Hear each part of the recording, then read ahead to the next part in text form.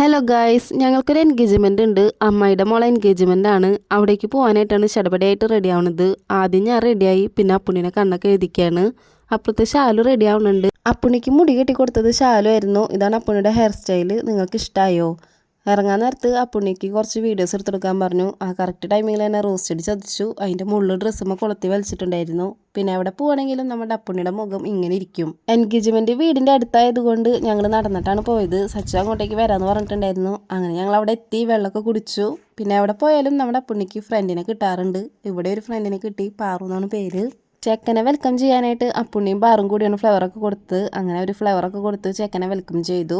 Function തുടങ്ങാൻ ശരിക്കും 12 മണിയൊക്കെ കഴിഞ്ഞു. ചെക്കൻ പെൺകുട്ടിക്ക് ബൊക്കൊക്കെ കൊടുത്തു. രണ്ടാളും റിങ് എക്സ്ചേഞ്ച് ചെയ്തു. പിന്നെ ചെക്കൻ്റെ പെൺകുട്ടിക്ക് ഡ്രസ്സൊക്കെ കൊടുത്തിട്ടുണ്ടായിരുന്നു. പിന്നെ ചെക്കൻ്റെ പെൺകുട്ടിയുടെയും കൂടെ കുറച്ച് ഫോട്ടോസൊക്കെ എടുത്തിട്ടുണ്ടായിരുന്നു. അതിനുശേഷം അടിപൊളി ബിരിയാണി തട്ടി.